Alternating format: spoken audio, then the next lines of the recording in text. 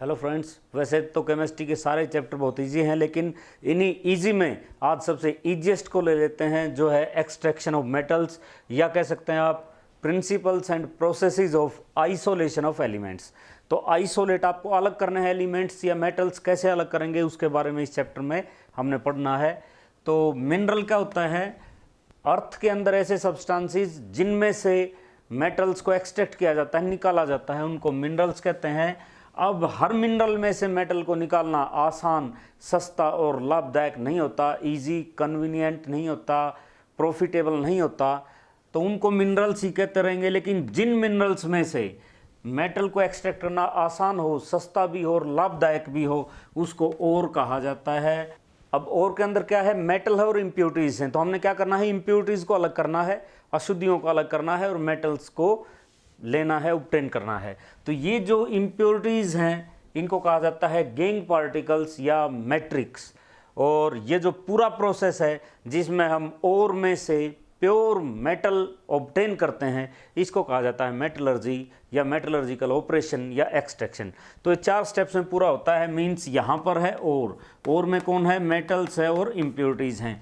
तो पहले आप ओर का कॉन्सेंट्रेशन करेंगे, फिर आप उसको ऑक्साइड में बदलेंगे। अगर पहले ही ऑक्साइड है ऑलरेडी तो इसकी ज़रूरत नहीं है। फिर इसका आप रिडक्शन करोगे, क्योंकि मेटल का ऑक्साइड तो हमें चाहिए ना, हमें तो मेटल चाहिए, तो ऑक्सीजन रिमूव करनी पड़ेगी, तो रिडक्शन करेंगे। यहाँ से जो मेटल मिलेगा वो बिल्कुल प्योर नहीं होगा, तो उसका क्या करेंगे? रिफाइनिंग।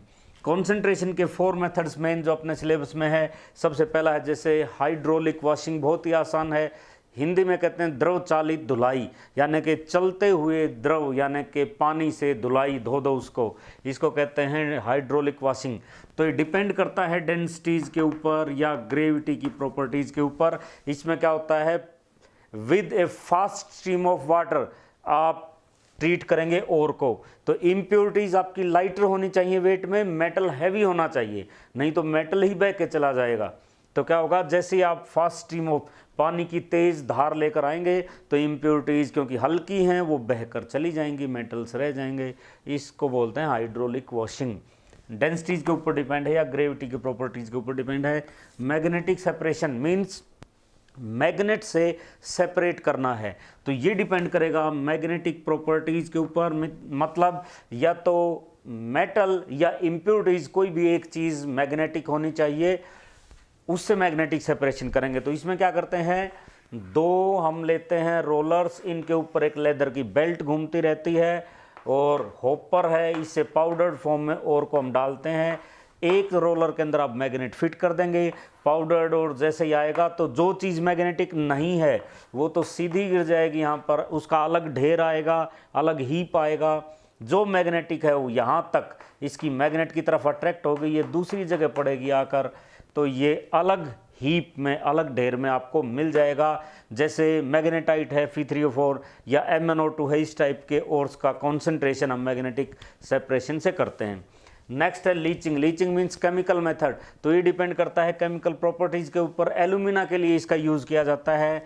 एलुमिना क्या है? Al2O3, इसके साथ आपको NaOH की रिएक्शन करवानी है, जिससे आपके पास आता है NaAlO2 प्लस H2O। ये जो पूरा आपके पास आया, इसके साथ आप HCl की रिएक्शन करवाएं, NaCl वगैरह चले जाएंगे। मेन जो हमें चाहिए वो आएगा AlOH होल थ्राइस, एल्यूमिनियम का हाइड्रोक्साइड।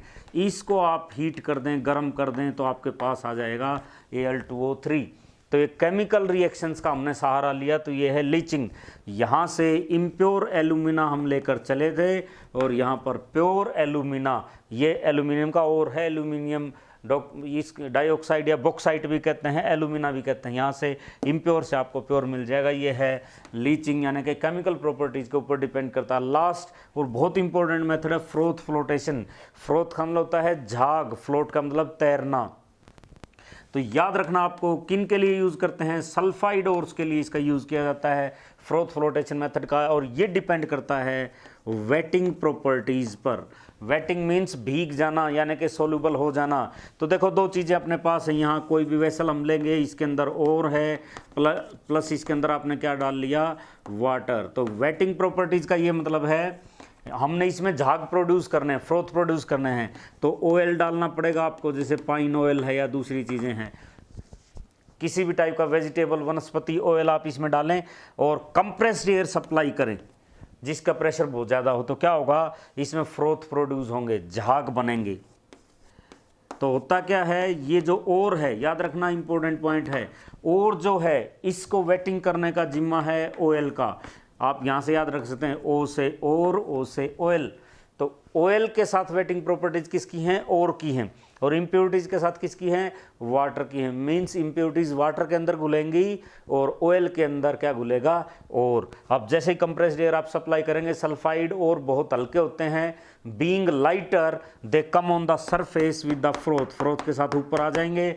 कुछ समय के बाद आप फ्रोथ को अलग से एक वेसल में कलेक्ट कर लेंगे, कुछ देर के बाद फ्रोथ अपने आप नीचे बैठ जाएंगे और आपको मिल जाएगा। अब इसमें एक दो डेफिनेशन है वो आपको याद रखनी है। जैसे कई बार पूछते हैं कोलेक्टर्स क्या होते हैं, तो कोलेक्टर्स वो एजेंट हैं जो वाटर रिपेलेंट प्रॉपर्टीज पैदा करते हैं किसके अंदर, ओर के अंदर। जैसे जेंथेट्स हैं वो कलेक्टर का काम करते हैं, या फिर पाइन ऑयल है ये कलेक्टर का काम करता है। इसके अलावा कई बार आपसे इसमें पूछते हैं कि डिप्रेसेंट क्या होता है, ये इंपॉर्टेंट क्वेश्चन है, 1 नंबर में 1 मार्क्स में बहुत बार आपसे पूछा जाता है। तो डिप्रेसेंट क्या होता है, ऐसा कंपाउंड जो आप डालते हैं ताकि सेपरेशन में दिक्कत ना आए। बहुत अच्छा एग्जाम्पल है, याद रखना आपको, हमें पीबीएस का कंसंट्रेशन करना है किससे, फ्रोथ फ्लोटेशन से। अब इसमें इम्प्योरिटीज के रूप में पाया जाता है जेडएनएस, तो दोनों ही सल्फाइड और हैं। हमने यहाँ पर डाला तो यहाँ से क्या हुआ, पीबीएस झाग के साथ ऊपर जाने लगा, तो जेडएनएस बोला मैं भी तो सल्फाइड हूँ, मुझे क्यों छोड़कर जा रहा हूँ, मैं भी जाऊँगा। तो जेडएनएस भी ऊपर जाने लगा, तो फायदा क्या हुआ, उसी से तो अलग करना था। तो हमें यहाँ किसकी ज़रूरत पड़ेगी, डिप्रेसेंट की ज़रूरत पड़ेगी, जो इसको डिप्रेस करे कि नहीं जाना, यहीं रहे कहीं नहीं जाना, जो इसको बहका ले। तो उसके लिए जैसे NaCN ये डिप्रेसेंट हम यूज़ कर सकते हैं। ये क्या करेगा, इसके साथ मिलके एक कंपाउंड बनाएगा Na2ZnCN4, ये एक हैवी कंपाउंड है। तो ये मिलके कंपाउंड बना लेंगे, ये नीचे जमा रह जाएगा, बाकी चीज़ें ऊपर आ जाएंगी, और उसी तरह से आप इसको अलग कर सकते हैं। इसमें एक बात तो आपको और याद रखनी, कई बार क्या होता है फ्रोथ कम बनते हैं तो आपको कुछ इसके अंदर डालनी पड़ेंगी ऐसी चीज़ें, यानी कि फ्रोथ को जो स्टेबलाइज करें, फ्रोथ स्टेबलाइजर्स जैसे क्रीसोल है और एनिलीन है, वो इसमें काम करते हैं। ये कॉन्सेंट्रेशन के मेथड थे। अब है कन्वर्जन इनटू ऑक्साइड। ऑक्साइड में आप कैसे बदलेंगे, तो पहली बात तो ऑक्साइड में क्यों बदलेंगे, क्योंकि ऑक्साइड से मेटल को डिराइव करना आसान होता है, एक्सट्रैक्ट करना आसान होता है, क्योंकि सिंपली ऑक्साइड होता है। आप उसको गर्म भी कर देंगे, हीट कर देंगे तो ऑक्सीजन चली जाएगी, मेटल आपके पास बच जाएगा। तो 2 तरीके हैं, एक है रोस्टिंग, एक है कैल्सिनेशन। रोस्टिंग मीन्स आपको इन प्रेजेंस ऑफ एयर और ऑक्सीजन गर्म करना है। जैसे आपके पास मान लिया PBS है, इसको आप ऑक्सीजन की प्रेजेंस में गर्म करें तो आपके पास ऑक्साइड आ जाएगा। इसी तरह ZnS है, तो इसको आप ऑक्सीजन की प्रेजेंस में गर्म करें, ZnO आ जाएगा। तो इन प्रेजेंस ऑफ एयर और oxygen when we are heating the ore, this method is called roasting.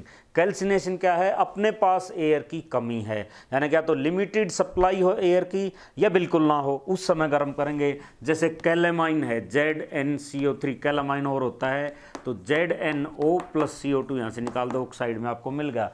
या फिर PbCO3 है तो क्या मिल जाएगा, PbO + CO2। तो ये हैं ऑक्साइड में चेंज करने के मेथड। तो 2 स्टेप हुए अपने एक्सट्रैक्शन के। इसके बाद ऑक्साइड तो हमें चाहिए नहीं, हमें तो मेटल चाहिए था, तो क्या करना पड़ेगा, उसका रिडक्शन करना पड़ेगा। आइए जानते हैं रिडक्शन के मेथड्स के बारे में। कॉन्सेंट्रेशन के बाद हम ऑक्साइड में चेंज करते हैं, ऑक्साइड के बाद हम क्या करते हैं, रिडक्शन में चेंज करते हैं। तो रिडक्शन के लिए पहला मेथड है ऑटो रिडक्शन, मीन्स उसी से हम काम चला लेंगे, बाहर का कोई एजेंट नहीं लेंगे। जैसे CU2S था, O2 मिलाया तो CU2O बन गया।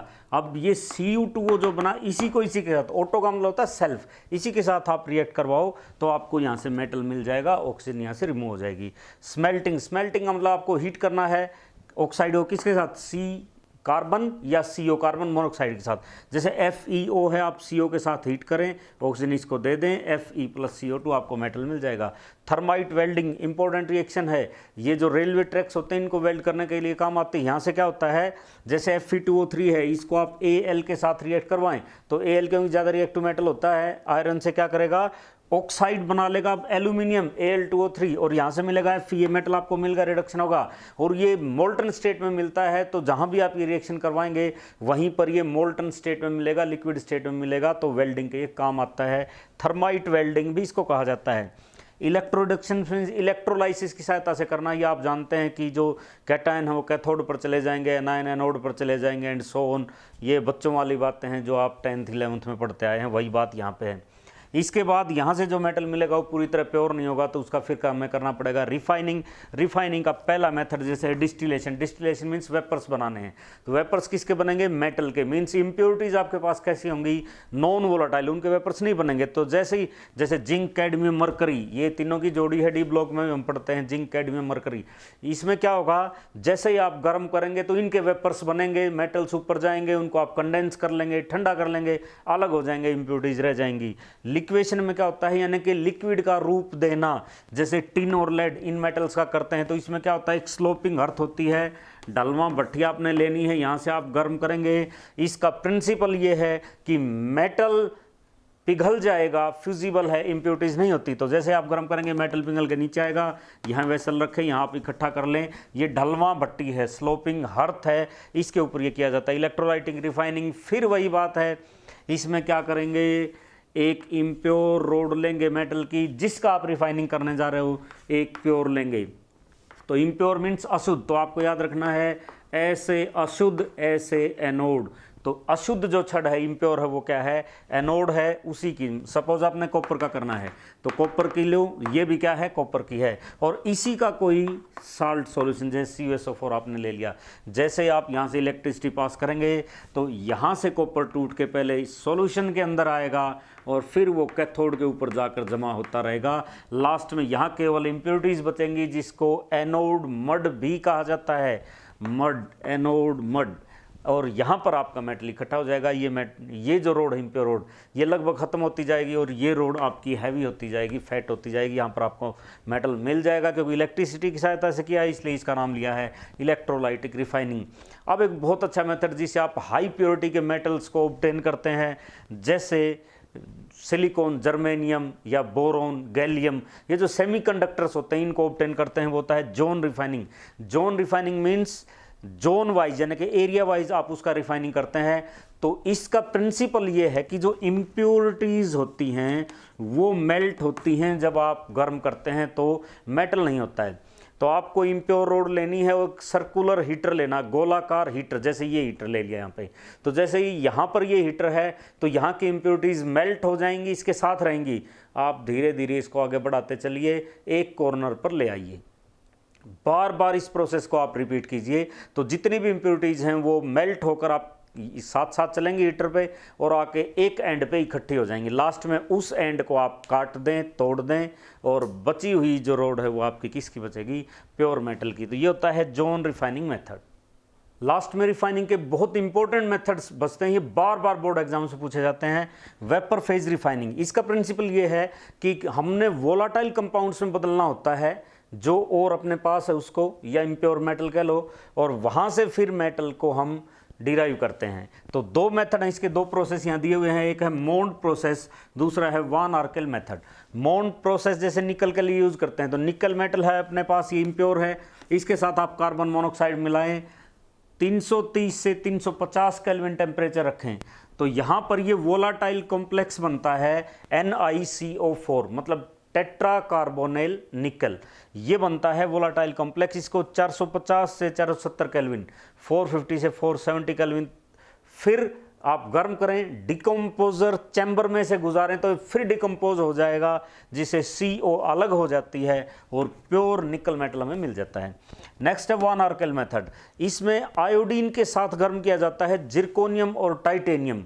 टाइटेनियम को वोर एलिमेंट भी कहते हैं, क्योंकि इससे जो वोर की चीज़ें होती हैं, चाहे वो पानी के जहाज हैं, लड़ाकू विमान, ये चीज़ें बनाए जाती हैं, उनके पार्ट्स बनाए जाते हैं, तो इसको वोर एलिमेंट भी कहा जाता है। तो टाइटेनियम में क्या करेंगे, हम आयोडीन मिलाएंगे 2I2, 523 केल्विन, 523 केल्विन पर गर्म करेंगे आप, तो ये देखिए गैसियस कंपाउंड बनता है TiI4, टाइटेनियम का टेट्रा आयोडाइड। अब इसको आप 1700 केल्विन पर फिर से गर्म करेंगे तो ये टाइटेनियम सॉलिड फॉर्म में प्योर हमें मिल जाएगा, आयोडीन अलग हो जाएगा।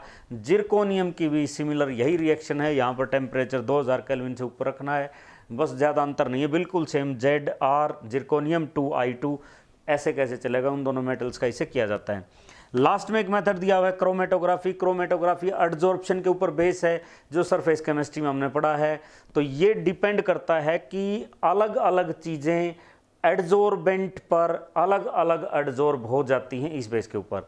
तो क्या करते हैं, लिक्विड या गैसियस मीडियम में ले लेते हैं, एडजॉर्बेंट उसके अंदर होता है। तो एडजॉर्बेंट क्या करेगा, अलग अलग चीज़ों को अलग अलग टाइम पे एडजॉर्ब कर लेगा, अपने सरफेस से चिपका लेगा, बाद में आप उनको सेपरेट कर सकते हैं। तो ये थे इंपॉर्टेंट मेथड किसके, मेटलर्जी के। और दोस्तों अगर ये वीडियो आपको पसंद आया है तो इसको लाइक कीजिए, शेयर कीजिए, यूट्यूब चैनल को सब्सक्राइब कीजिए और बेल आइकन दबाना ना भूलें।